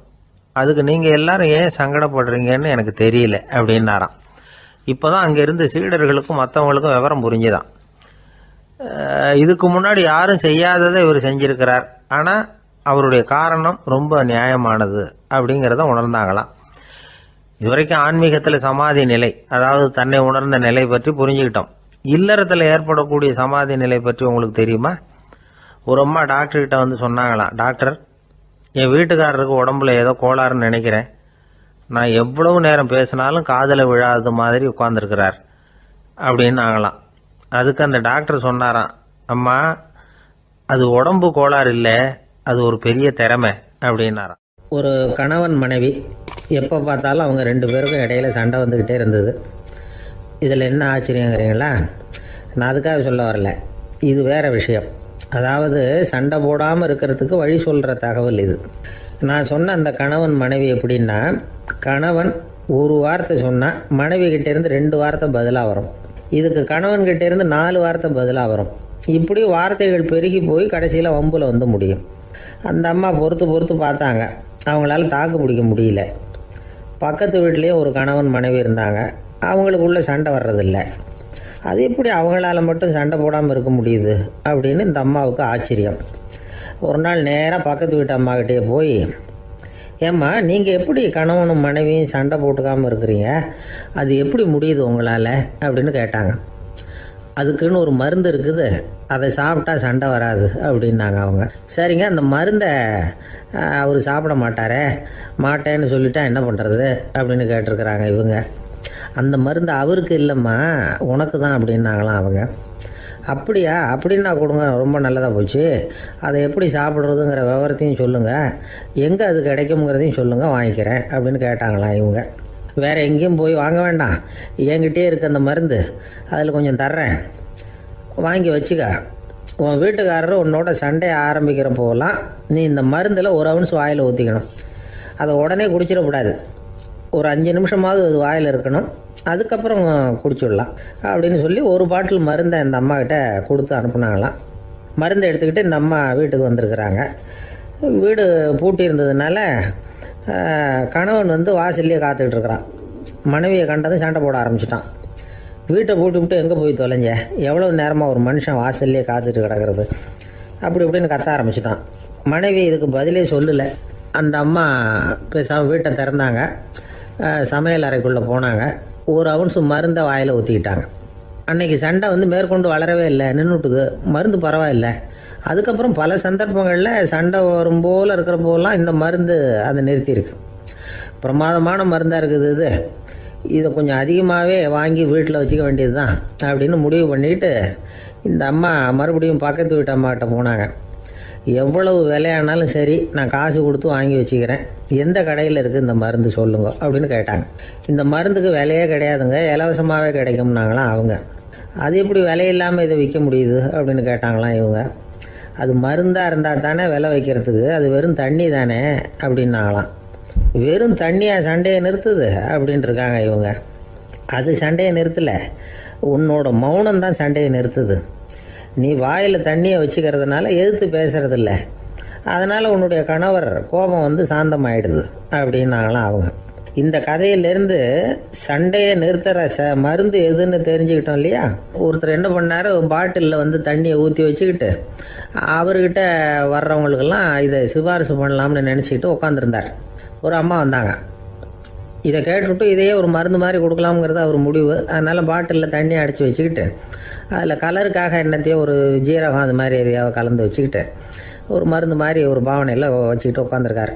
யாராவது வீட்டில் சண்டைன்னா என்கிட்ட வாங்க மருந்து தரேன்னு. ஒரு அம்மா வந்தாங்க. எனக்கும் என் வீட்டுக்காரருக்கும் அடிக்கடி சண்டை வருதுங்க அப்படின்ட்டு இருக்காங்க. கவலைப்படாதம்மா, நான் ஒரு மருந்து தரேன்னு சொல்லி வீட்டுக்குள்ளே போய் ஒரு பாட்டில் எடுத்து வந்து கொடுத்தாரு. பாட்டிலில் இருக்கிறது என்னங்கிறத சொல்லிவிட்டு அது பேரில் மரியாதை வராது இல்லையா, அதனால் சொல்லலை. அந்த அம்மா வாங்கிட்டு போனாங்க. 4 நாள் கழித்து திரும்பி வந்தாங்க. என்னம்மா வீட்டில் சண்டை நின்று போச்சான்னு கேட்டிருக்காரு இவர். அங்கே நின்று போச்சுங்க, இப்போ உங்ககிட்ட ஆரம்பமாக போகுதுன்னாங்களாம். என்னம்மா அப்படின்ட்டுருக்காரு அவர் பயந்து போய். பின்ன என்னங்க நீங்கள் என்ன மருந்து கொடுத்துருக்குறீங்க என்னங்க அப்படின்னாங்களாம் கோவமாக. அது வெறும் தண்ணி தானே அப்படின்ட்டுருக்காரு இவர். தண்ணியாக இது நல்லா பாருங்கள் அப்படின்னு அந்த பாட்டில் நீட்டினாங்களாம். இவர் வாங்கி பார்த்துருக்காரு. அப்புறம் தான் விஷயம் புரியுது அவருக்கு. இவர் கை தவறுதலாக அவங்க வீட்டில் இருந்த மண்ணெண்ணெய் பாட்டில் எடுத்து அவர்கிட்ட கொடுத்துருக்குறாங்க. அப்புறம் என்ன ஆகும், சண்டை வராமல். அர்ஜுனன் கேட்ட கேள்விக்கெல்லாம் பகவான் கண்ணன் வந்து பதில் சொன்னார். அதுக்கு பேர் பகவத்கீதை. அதே மாதிரி உத்தவன் கேட்ட கேள்விக்கும் அவர் பதில் சொல்லியிருக்கிறார். அதுக்கு என்ன பேருனா உத்தவ கீதைன்னு பேர். அது சரி, உத்தவன்னா யார்? கண்ணனுக்கு சின்ன வயசுலேருந்தே தேர் ஓட்டிக்கிட்டு இருந்தவன் அவன் தான். குருஷேத்திர போர் முடிஞ்சது. அதர்மத்தை அழித்து தர்மத்தை நிலைநாட்டி தர்மனுக்கு முடிச்சு விட்டினார் கண்ணபிரான். அதுக்கப்புறம் துவாரகைக்கு திரும்பினார். தான் வந்த காரியம் முடிஞ்சது. அதனால் இளமையிலிருந்தே தனக்கு தேரோட்டியாக இருந்து வந்த உத்தவனை கூப்பிட்டார். இந்த பாருப்பா, உனக்கு வேணுங்கிறத கேளுன்னார். அவன் தனக்குன்னு எதையும் கேட்குறதுக்கு ஆசைப்படலை. இருந்தாலும் கேள்வி கேட்குறதில் அவன் ரொம்ப கெட்டிக்காரன். அதனால் கேட்க ஆரம்பித்தான். பரந்தாமா, ராஜசூய யாகத்துக்கு தர்மனை கூப்பிட்டு தன்னுடைய அரண்மனையில் விருந்து வச்சான் துரியோதனன். அதுக்கப்புறம் சூதாட்டத்துக்கு கூப்பிட்டான். தர்மன் வந்து தோல்வி அடைகிற மாதிரி பண்ணிவிட்டான். நீங்கள் தான் முக்காலமும் உணர்ந்தவராச்சே, சூதாட்டத்தில் தர்மர் ஜெயிக்கிறது மாதிரி பண்ணியிருக்கக்கூடாதா? இந்த பகடைக்காயை உருட்டுறப்போ நீங்கள் எதிர்பார்த்தது விழற மாதிரி பண்ணியிருக்கலாமே. சரி, அதுதான் இல்லை. வேடிக்கை பார்த்துக்கிட்டு இருந்த பீமன், அர்ஜுனன், நகுலன், சகாதேவன் இவங்களையும் பணையம் வச்சு ஆடுறப்போவாவது காப்பாற்றிருக்கலாம். அதையும் நீங்கள் செய்யலை. பாவம் அந்த அவல பொண்ணு, ஒன்றும் புரியாத ஒன்றும் தெரியாத அந்த உன்னுடைய சகோதரி திரௌபதி, அந்த பொண்ணை வந்து துச்சாதனன் இழுத்துக்கிட்டு வந்து துகில் உரிகிற கட்டத்தில் காப்பாற்றினியே. இது நியாயமா, முறையா, அறமா? இதுதான் உத்தவன் கேட்ட கேள்வி. இதுக்கு பரந்தாமன் பதில் சொல்கிறார். அப்படி கேள் உத்தவா, தருமனை வந்து துரியோதனன் வந்து சூதாட அழைக்கும் பொழுது என்ன சொன்னான் தெரியுமா? நான் பணையம் வைக்கிறேன், எனக்கு பதிலாக என்னுடைய மாமன் சகுனி பகடைக்காய்களை உருட்டுவான்னு சொன்னான். உடனே தருமன் எனக்கு பதிலாக என்னுடைய மைத்துனன் கண்ணன் வந்து பகடைக்காய்களை உருட்டுவான்னு சொல்லியிருக்கலாமே. அப்படி சொல்லலை.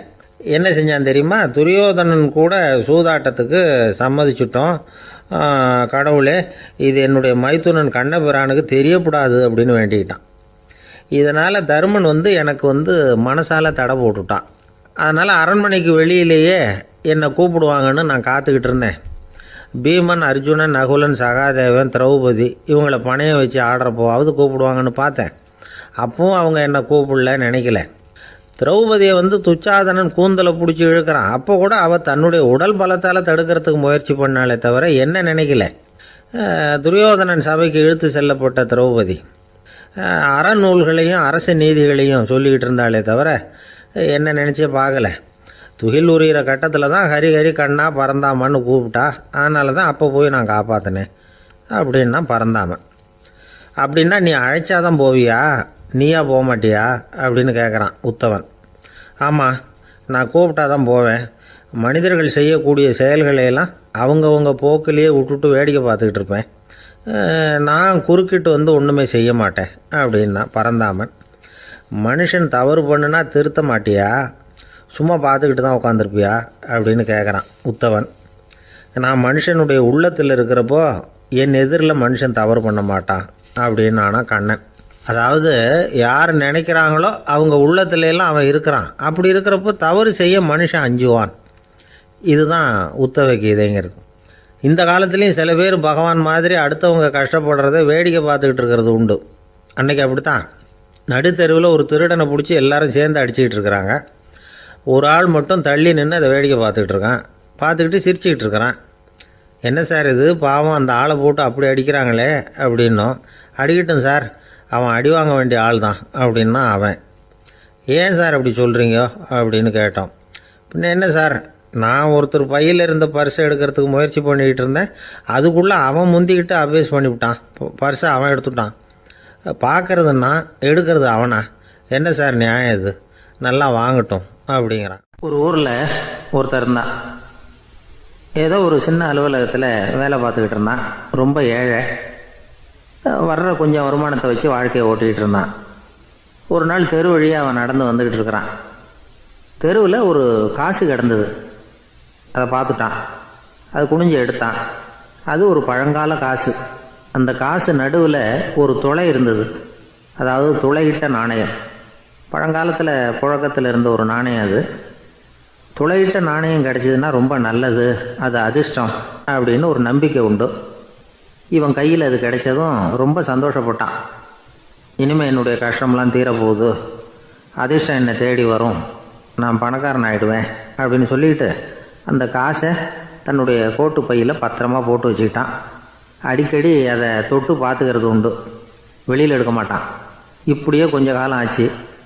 அதுக்கப்புறம் என்னாச்சு தெரியுமா? நிஜமாகவே அதிர்ஷ்டம் அவனை தேடி வர ஆரம்பிச்சுட்டுது. செல்வம் வந்து குவிஞ்சுது.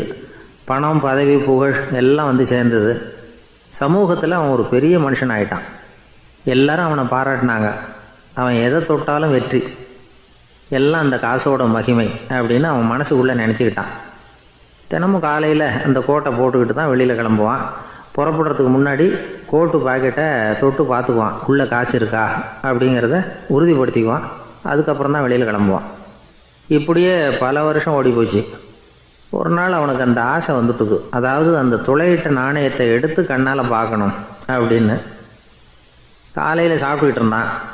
அப்போ தன்னுடைய மனைவிகிட்ட சொன்னான், ரொம்ப நாளைக்கு அப்புறம் என்னுடைய அந்த நாணயத்தை இன்றைக்கி வெளியில் எடுத்து பார்க்க போகிறேன்னா. என்னத்துக்கு அது, இப்போ அதை பார்க்க வேணாமே அப்படின்னு மெதுவாக இழுத்தாங்க அந்த அம்மா. இல்லை நான் பார்த்தே தீரணும் அப்படின்னு அவன் தன்னுடைய சட்டை பைக்குள்ளே கையை விட்டான். உள்ளே இருந்த நாணயத்தை வெளியில் எடுத்தான். பார்த்தா அவனுக்கு ஆச்சரியமாக போச்சு. அந்த நாணயத்தில் துளையே இல்லை. என்ன ஆச்சு அப்படின்னு சொல்லி அவன் ரொம்ப குழம்பி போயிட்டான். இப்போ அந்த அம்மா சொன்னாங்க, நான் தான் ஒரு நாள் உங்கள் கோட்டு ரொம்பவும் தூசியாக இருக்கேன்னு சொல்லி அதை ஜன்னலுக்கு வெளியில் உதறினேன். உள்ளே இருந்த அந்த காசு அப்போ எனக்கு தெரியாது, ஞாபகத்தில் இல்லை. அது தெருவில் விழுந்துட்டது போல இருக்கு. அதுக்கப்புறம் எவ்வளவோ தேடி பார்த்தேன், கிடைக்கல. அதுக்குள்ளே அதை யாரோ எடுத்துகிட்டு போயிட்டாங்க போல இருக்கு. அது இல்லைங்கிறது உங்களுக்கு தெரிஞ்சால் வருத்தமாக இருக்குமேங்கிறதுக்காக நான் தான் வேற ஒரு நாணயத்தை எடுத்து சட்டை பைக்குள்ளே வச்சுட்டேன் அப்படின்னு விவரத்தை சொன்னாங்க அந்த அம்மா. இது எப்போ நடந்ததுன்னு கேட்டான். உங்களுக்கு அந்த காசு கிடைச்சதே அன்னைக்கு மறுநாளே இது நடந்து போச்சு அப்படின்னாங்களாம். இதை கொஞ்சம் யோசனை பண்ணி பாருங்கள். அவனுக்கு அதிர்ஷ்டத்தை கொடுத்தது அந்த நாணயம் இல்லை, அவனுடைய நம்பிக்கை, அதாவது தன்னம்பிக்கை. அதுதான் வேலை செஞ்சிருக்கு. இதிலேருந்து நாம் தெரிஞ்சுக்க வேண்டியது என்னென்னா, வாழ்க்கையில் முன்னேற நினைக்கிறவங்களுக்கு தன்னம்பிக்கை ரொம்ப முக்கியம். அது இல்லைன்னா முன்னேற முடியாது. ஒருத்தன் சொன்னானா, நான் எப்போவுமே என்ன தான் சார் நம்புவேன், மற்றவங்கள நம்ப மாட்டேன். நேற்றுக்கு பாருங்கள், திடீர்னு 10 பேர் என்னை அடிக்க வந்துட்டாங்க, நான் ஒருத்தனாகவே அதை சமாளித்தேன் அப்படின்றான் ரொம்ப பெருமையாக. அது எப்படின்னு கேட்டாங்களாம். ஒரே ஓட்டமாக அங்கேருந்து ஓடி வந்துட்டேன் அப்படின்னு. ரொம்ப நாளைக்கு முன்னாடி ஒரு நாள் கோவலன் நாடகம் நடந்தது. எங்கள் மதுரையில் நடந்தது. அதில் ஒரு முக்கியமான கட்டம். கண்ணகி கிட்ட சிலம்பை வாங்கிக்கிட்டு அதை விற்கிறதுக்காக மதுரை நகருக்கு புறப்படுறான் கோவலன். அந்த சமயத்தில் கண்ணகி பாடுற மாதிரி ஒரு நாடக பாடல் நாடக ஆசிரியர் எழுதினது. அது என்ன பாட்டுன்னா, மா பாவியோர் கூடி வாழும் மதுரைக்கு மன்னா போகாதீர் என்று அப்படின்னு ஆரம்பிக்கும் அந்த பாட்டு. இதுதான் அந்த பாட்டு. இதை கண்ணகி மேடையில் பாடின உடனே கூட்டத்தில் சலசலப்பு. நம்ம ஊர்லேயே நமக்கு முன்னாடியே நின்றுக்கிட்டு மா பாவியோர் கூடி வாழும் மதுரை அப்படின்னு சொல்கிறாங்களே, என்ன தைரியம் அப்படின்னு எல்லாம் குழப்பம் பண்ண ஆரம்பிச்சிட்டாங்க. மக்கள் சத்தம் போட ஆரம்பிச்சிட்டாங்க. எதிர்ப்பு குரல் அது பாட்டுக்கு வர வர அதிகமாக போட்டுது. கொண்டுக்கிட்டு வா அந்த நாடக ஆசிரியரை, எழுதுனது யார் அப்படின்னு ஒரே சத்தம், கூச்சல். வேறு வழி இல்லை. மெதுவாக மேடைக்கு வந்தார் அந்த நாடக ஆசிரியர். 4 பக்கத்திலிருந்தும் கேள்வி கணைகள். மக்களை பார்த்து கொஞ்சம் அமைதியாக இருங்கோ அப்படின்னு சொல்லிவிட்டு தன்னுடைய விளக்கத்தை சொல்ல ஆரம்பித்தார் அந்த நாடக ஆசிரியர். மா அப்படின்னு சொன்னால் திருமகளாகிய லட்சுமி அப்படின்னு அர்த்தம். பா அப்படின்னா கலைமகளாகிய சரஸ்வதி. வி அப்படின்னா மலைமகளாகிய பார்வதி. மா பாவியோர் அப்படின்னா திருமகளும் கலைமகளும் மலைமகளும் இவங்க மூவரும் அப்படின்னு அர்த்தம். இந்த 3 பேரும் வாழ்கின்ற மதுரை புனிதம் நிறைந்தது, சகல செல்வங்களும் நிறைஞ்சது. அப்படிப்பட்ட ஊரில் நான் அணிந்து கொள்ளும் இந்த சாதாரண சிலம்பை யார் வாங்கிக்குவாங்க அப்படிங்கிற எண்ணத்தோடு தான் கண்ணகி அப்படி சொல்கிறா. அதை நினச்சி தான் நான் எழுதினேன். ஆகவே மதுரையை ரொம்ப சிரமப்படுத்தணும், ரொம்ப மோசமாக எழுதணும் அப்படிங்கிற எண்ணம்லாம் எனக்கு கிடையாது. பெருமைப்படுத்தணும்னு நினச்சி தான் அப்படி எழுதினேன் அப்படின்னு விளக்கம் கொடுத்தாராம். இந்த விளக்கத்தை கேட்டதும் எல்லாரும் ரொம்ப சமாதானம் ஆயிட்டாங்களாம். இப்படி விளக்கம் கொடுத்த அந்த நாடக ஆசிரியர் யார் தெரியுமா? அவர் தான் தமிழ் நாடக உலகின் முதல் ஆசான் சங்கரதாஸ் சுவாமிகள். அவருக்கு நகைச்சுவை உணர்வும் அதிகம். 1920ஆம் ஆண்டு திருநெல்வேலியில் அவர் தங்கியிருக்கிறார் நாடகம் நடத்துறதுக்காக. அவர் தங்கியிருந்த வீட்டில் கொசு மூட்டை பூச்சி அதிகமாக இருந்திருக்கு. அவரால் தூங்கவே முடியல. அவர் அனுபவித்த தொல்லைகள் ஒரு பாட்டாக உருவாச்சு. வேடிக்கையாக ஒரு பாட்டு எழுதினாராம். மூட்டையும் கொசுவும் ஒரு வீட்டிலே மீட்டிங் போட்டால் முன்னே நிற்க யாரால் முடியும்? கொசு மோகன ராகம் போல சத்தம் போட்டு முன்னே நின்று செய்திடும் யுத்தம். இதை மறுநாள் நாடகத்தில் கோமாளி வேஷம் போட்ட ஒரு சிறுவனை விட்டு பாட வச்சிருக்காரு. எல்லாரும் சிரித்து ரசிச்சாங்களாம். சங்கரதாஸ் சுவாமிகள் கல்யாணமே பண்ணிக்கல, துறவி மாதிரியே வாழ்ந்திருக்கார். தமிழ் நாடக கலைக்கு தன்னையே அர்ப்பணம் பண்ணிக்கிட்டவர் அவர். 1922 நவம்பர் மாதத்தில் ஒரு நாள் புதுச்சேரியில் அவர் வாழ்க்கை முடிஞ்சுது. அப்போ அவருக்கு வயசு 55. சங்கரதாஸ் சுவாமிகள் நாடக ஆசிரியர் மட்டும் இல்லை, மேடை நாடக இயக்குனர், தயாரிப்பாளர். அவரே ஒரு சிறந்த நடிகர். ஒரு தடவை சாவித்திரி நாடகத்தில் இவர் யமதர்மனா வேஷம் போட்டு நடிச்சிருக்கிறார். நாடகம் பார்த்துக்கிட்டு இருந்த கருவுற்ற ஒரு பெண்மணிக்கு பயத்தினால அங்கேயே குழந்தை பிறந்துட்டு தான். அந்த நிகழ்ச்சிக்கு அப்புறம் இவர் இந்த வேஷம் போடுறப்போலாம் ஜனங்களுக்கு முன்கூட்டியே எச்சரிக்கை கொடுக்க ஆரம்பிச்சிருவாராம். அதாவது அப்படி யாராவது பயப்படுறவங்க இருந்தால் கொஞ்சம் கண்ணை மூடிங்க அல்லது எழுந்திரிச்சு போடுங்கன்னு. நடிப்புன்னா அப்படிலாம் இருக்கணும். இந்த காலத்தில் நடிகர் ஒருத்தர் சொன்னார், சார் நான் இந்த நாடகத்தில் நடிக்கிறப்போ முகத்தில் நவரசங்களையும் காட்டி நடித்தேன், உணர்ச்சிகளை எல்லாம் நல்லா காட்டி நடித்தேன். அப்படி இருந்தும் ஜனங்கள் கல் எடுத்து மேடையில் வீசிவிட்டாங்க சார் அப்படின்னார். நாடகத்தில் உங்களுக்கு என்ன வேஷம் அப்படின்னு கேட்டாங்க.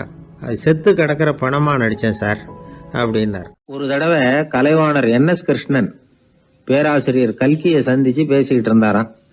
கலைவாணர் கல்கியை பார்த்து, எனக்கு கதை எழுத ஆசையா இருக்கு, எப்படி எழுதுறதுன்னு கேட்டாராம். கதை எழுதுறதுக்கு 4 மை வேணும்னாராம் கல்கி. அப்படியா, அப்படின்னா என்னென்ன கலர் மை அப்படின்னு கேட்டிருக்காரு கலைவாணர் சிரிச்சுக்கிட்டே. நான் சொன்னது கலர் மை இல்லை, அது வேற மை. அதாவது கதை எழுதுறதுக்கு தேவைப்படுகிற 4 மை எதுன்னா, 1 திறமை, 2 பேணாமை, 3வது தனிமை, 4வது பொறுமை அப்படின்னாராம். உடனே கலைவாணர், உங்க யோசனை அருமை அப்படின்னாராம். அதுதான் கலைவாணர். பொதுவா எழுத்தாளர்கள் எழுதுற மாதிரி நடந்துக்கிறது இல்லை. ஆனா கலைவாணர் என்ன சொல்லுவாரோ அதே மாதிரி நடந்துக்குவார். எல்லாருக்கும் எல்லாம் கிடைக்கணுங்கிற கருத்தை சினிமா படங்கள்ல வலியுறுத்துவார். அதே மாதிரி நடைமுறை வாழ்க்கையிலேயும் எல்லாருக்கும் எல்லாமும் கொடுப்பார். பணம், பதவி, புகழ் இப்படி எதுவுமே இல்லாத ஒரு சாதாரண மனுஷனா இருந்தா கூட இவர் மனுஷனுக்கு கொடுக்கற மரியாதையில கொஞ்சமும் குறைச்சல் இருக்காது. இந்த குணம் சாதாரணமா எல்லாருக்கும் இருக்கிறது இல்ல. அவரு சினிமா தியேட்டருக்கு போய் சினிமா பாக்குறது வழக்கம். அவரு வந்திருக்கிறாருங்கிறது தெரிஞ்சா போதும், வெளியில பிச்சைக்காரங்க கூடிடுவாங்க. இது அவருக்கு தெரியும். வெளியில நம்மளை நம்பி ஒரு கூட்டம் காத்துக்கிட்டு இருக்குமேன்னு நினைப்பார். உடனே ஒரு 100 ரூபா நோட்டை கொடுத்து சில்லறையா மாத்திட்டு வர சொல்லுவார். படம் முடிஞ்சு வெளியில வர்றப்போ சில்லறையோட வருவார். எல்லாருக்கிட்டையும் கொடுத்துருவார். ஏன்னா எல்லாரும் தேடிட்டு வருவாங்க அவரை. என்ன எல்லாரும் சௌக்கியமா இருக்கிறீங்களா அப்படின்னு பிரியமா விசாரிப்பார். ஏதோ ரொம்ப நெருங்கின சொந்தக்காரங்களை விசாரிக்கிறது மாதிரி விசாரிப்பாரு. தன்கிட்ட இருக்கிற சில்லறையை எல்லாருக்கும் சமமா பிரிச்சு கொடுத்துட்டு தான் அங்கிருந்து புறப்படுவார். ஒரு நாள் அது மாதிரி புறப்படுற சமயத்துல ஒரு சின்ன பையனுக்கு சில்லறை எதுவும் கிடைக்கல கொடுக்கறதுக்கு. இது கலைவாணருக்கு தெரியாது. கார்ல ஏறி புறப்பட்டு போயிட்டார். அந்த பையன் காரை புடிச்சுக்கிட்டு பின்னாடியே ஓடியாந்துருக்கிறான். ஐயா, நீங்களே இல்லைன்னு சொன்னா நான் என்ன பண்றது? இன்னைக்கு பட்னி தான், அம்மாவுக்கு வேற உடம்பு சரியில்லை அப்படின்னு கத்திக்கிட்டே ஓடியாந்தானா. கலைவாணர் கவனிச்சுட்டார். உடனே காரை நிறுத்த சொன்னார். இறங்கினார். அந்த சின்ன பையனை கட்டி பிடிச்சிக்கிட்டு, என்ன மன்னிச்சுக்கப்பா, நான் கவனிக்காம வந்துட்டேன் அப்படின்னு சொல்லி அழ ஆரம்பிச்சுட்டாராம். இன்னொரு தடவை இதே மாதிரி ஒரு தியேட்டர்ல இருந்து வெளியில வந்திருக்கிறார். ஒரு ஆள் அவர்கிட்ட நின்றுருக்கார். அவர் கொடுக்கறதுக்கு இவர்கிட்ட பணம் இல்ல. பணம் இல்லையாப்பா அப்படின்னாராம். உங்ககிட்டயே இல்லையா அப்படின்னாராம் அவரு. கலைவாணருக்கு மனசு ரொம்ப சங்கடமா போச்சு. உடனே புறப்பட்டு வீட்டுக்கு போனார். அங்க இங்க தேடி பார்த்து அங்க இருந்த கொஞ்சம் நெஞ்ச சில்லறை எடுத்தார். காரு டிரைவரை கூப்பிட்டார். தியேட்டர் வாசல்ல நின்றுகிட்டு இருந்த ஆசாமியோட அங்க அடையாளங்களை சொன்னார். காரை எடுத்துட்டு போய் அந்த ஆளை கண்டுபிடிச்சு இந்த காசை கொடுத்துட்டு வா அப்படின்னு அனுப்பி வச்சாராம். பிச்சை போடுறதுக்காக காரை அனுப்புனதாக வேற யாரை பத்தியாவது நீங்க கேள்விப்பட்டிருக்கிறீங்களா? அவர் ஒரு வித்தியாசமான மனிதர், வித்தியாசமான கலைஞர். கலைவாணரோட சகோதரர் கல்யாணம் நடந்தது.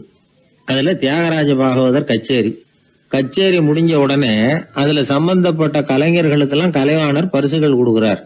அந்த கச்சேரியில கடம் வாசிச்சவருக்கு மட்டும் மத்த எல்லாருக்கும் கொடுத்ததை விட பெருசா ஒரு வெள்ளி கோப்பையை பரிசா கொடுத்தாராம். மத்தவங்களுக்கு எல்லாம் சின்னதா கொடுத்துட்டு கட வித்துவானுக்கு மட்டும் பெருசா பரிசு கொடுக்குறீங்களே ஏன்னு கேட்டிருக்கிறாங்க. அதுக்கு கலைவாணர் விளக்கம் கொடுத்தாராம். இப்பெல்லாம் ரயில்ல கூட்டம் அதிகங்கிறது உங்களுக்கு எல்லாருக்கும் தெரியும். இந்த வித்வான் இவ்வளவு பெரிய மண்பானைய ரயில்ல ரொம்ப பத்திரமா உடையாம ரொம்ப தூரத்துல இருந்து கொண்டு வந்திருக்கிறாரே, அது என்ன சாமான்யமான காரியமா? அவரோட அந்த சாமர்த்தியத்தை பாராட்டுறதுக்காக தான் அவருக்கு இவ்வளவு பெரிய பரிசு அப்படின்னு விழுந்தது. உடனே அவங்களுக்கு ஒரு ஆசை, கபீரை சந்திச்சு பேசணும் அப்படின்னு அவங்க ஆசைப்பட்டாங்க. அவங்க அப்படி ஆசைப்பட்டதுக்கு ஒரு காரணம் உண்டு. ஏன் அப்படி ஆசைப்பட்டாங்கன்னா, 2 ஞானிகளை சந்திக்க வச்சா பல அரிய தத்துவங்களை கேட்கறதுக்கு ஒரு வாய்ப்பு கிடைக்கும். அதனால அவங்க 2 பேரையும் எப்படியாவது சந்திக்க வச்சிடணும் அப்படின்னு அவங்க ஆசைப்பட்டாங்க. அந்த சீடர்கள் தங்களுடைய விருப்பத்தை அவர்கிட்டயே சொன்னாங்க. இது மாதிரி அவர் கபீர் இந்த ஊர்ல இருக்கிறதா தெரியுது, சந்திச்சா தேவையில்லைன்னு. சரி, கபீரை சந்திக்கலாம், ஆனா அவரோட பேசுறத பத்தி நான் எதையும் சொல்றதுக்கு இல்லை அப்படின்னு விட்டார் பரீத். ஏன் கபீரோட நீங்க எதுவும் பேச மாட்டீங்களா அப்படின்னு கேட்டாங்க சீடர்கள். அவரோட பேசுறதுக்கு எதுவும் இல்லை. ஏன்னா எனக்கு என்ன தெரியுங்கிறது அவருக்கு தெரியும், அவருக்கு என்ன தெரியுங்கிறது எனக்கு தெரியும். அப்படி இருக்கிறப்ப நாங்க 2 பேரும் பேசிக்கிறதுக்கு என்ன விஷயம் இருக்க போகுது அப்படின்னாரு அவர். இங்க நிலைமை இப்படி. கபீர் இருக்கிற இடத்துல என்ன நடந்தது தெரியுமா? இது மாதிரி பரீத் காசிக்கு வந்திருக்கிறார் அப்படிங்கிற விஷயம் கபீரின் சீடர்களுக்கு தெரிஞ்சது. உடனே அவங்களும் நீங்க ஷேக் பரீத்தை சந்திச்சு பேசணும்னு அவர்கிட்ட கேட்க ஆரம்பிச்சாங்க. அதுக்கு கபீர் சொன்னாராம், நாங்க 2 பேரும் சந்திச்சுக்கிட்டா ஒருத்தர் கட்டி தழுவிக்குவோம், ஆனந்த கண்ணீர் வடிப்போம், வார்த்தைகளால பரிமாறிக்கிறதுக்கு எங்ககிட்ட எதுவும் இல்லை அப்படின்னாராம். இருந்தாலும் 2 பக்கத்துல இருந்த சீடர்களும் அப்படி நினைக்கல. எப்படியும் இவங்க சந்திச்சுக்கிட்டா கொஞ்சமாவது பேசாம இருக்க முடியாது, ஏதாவது பேசிக்குவாங்க அப்படின்னு நினைச்சாங்க. அதனால தொடர்ந்து வற்புறுத்தினாங்க. கபீர் பரீத்தை தன்னுடைய ஆசிரமத்துக்கு அழைச்சார். அந்த ஊரின் எல்லைக்கே போய் அவரை அழைச்சிட்டு வந்தார். 2 பேரும் சந்திச்சாங்க. ஒருத்தர் கட்டி பிடிச்சுக்கிட்டாங்க. ஒருத்தர் கைய ஒருத்தர் பிடிச்சபடியே ரொம்ப நேரம் நின்றுட்டு இருந்தாங்க. ஆனந்த கண்ணீர் வழிஞ்சுது. கபீர் ஆசிரமத்துல 2 பேரும் மௌனமா உட்கார்ந்துருக்காங்க. ஏதாவது பேசுவாங்கன்னு சொல்லி எதிர்பார்த்துக்கிட்டே 2 பக்கமும் சீடர்கள் காத்துக்கிட்டு இருக்கிறாங்க. பேசுங்கன்னு சொல்லியும் பார்த்தாங்க. அதை கேட்டதும் லேசா சிரிச்சாங்களே தவிர எதுவுமே பேசிக்கலையாம். ஒரு நாள் பூரா இப்படியே போயிட்டுது. அதுக்கப்புறம் பரீத் கபீர் கிட்ட விடைபெற்றுக்கிட்டு புறப்பட்டார். ஏன் நீங்க பேசல அப்படின்னு சொல்லி கபீரின் சீடர்கள் கேட்டாங்களாம். அதுக்கு கபீர் சொன்னார், நாங்க 2 பேரும் உணர்ந்ததை சொல்றதுக்கு வார்த்தைகள் கிடையாது. எல்லாமும் உணர்ந்த பரீத்து கிட்ட பேசுறதுக்கு என்கிட்ட எதுவும் இல்லை, அதனால பேசல அப்படின்னார். இதே மாதிரி பரீத்தின் சீடர்களும் அவர்கிட்ட கேட்டிருக்கிறாங்க, ஏன் நீங்க பேசலன்னு. எங்க 2 பேர்ல யாராவது ஒருத்தர் பேச ஆரம்பிச்சிருந்தாலும் அதை போல முட்டாள்தனம் வேற எதுவும் இருக்க முடியாதுன்னாரு அவரு. ஞானிகள் 2 பேரும் பேசி இருந்தா என்ன ஒரு தெளிவு கிடைக்குமோ அதை விட அதிகமான தெளிவு கிடைச்சதான் சீடர்களுக்கு. உண்மையின் வடிவமான பரம்பொருள் பேசப்பட வேண்டிய ஒன்றல்ல, அது உணரப்பட வேண்டிய ஒன்று அப்படிங்கறத அவங்க புரிஞ்சுக்கிட்டாங்களாம். ஒரு கணவனும் மனைவியும் ரொம்ப நாள் ஒருத்தர் பிரிஞ்சிருந்தாங்க. பல வருஷங்களுக்கு அப்புறம் அவங்க சந்திச்ச உடனே ஏதாவது பேசலாம்ல, பேசல. 2 பேருமே மௌனமா இருந்தாங்க. இந்த ஞானிகள் மாதிரி ஒருத்தர் ஆர்வமா பாத்துக்கிட்டாங்க, அவ்வளவுதான். அந்த கணவனை தனியா கூப்பிட்டுக்கிட்டு போய் ஒருத்தர் விசாரிச்சார், ஏன்பா இவ்வளவு நாள் கழிச்சு சந்திக்கிறீங்க, நீயாவது முதல்ல வாயை திறக்கப்படாதான்னார். அதுக்கு அவர் சொன்னார், ஏற்கனவே நான் வாயை திறந்ததுனால தானே சார் இவ்வளவு காலமும் பிரிஞ்சு இருக்கிறது மாதிரி ஆச்சு, அதனால அவசரப்படாம பொறுமையா இருக்கிறேன் அப்படின்னாராம். அதனால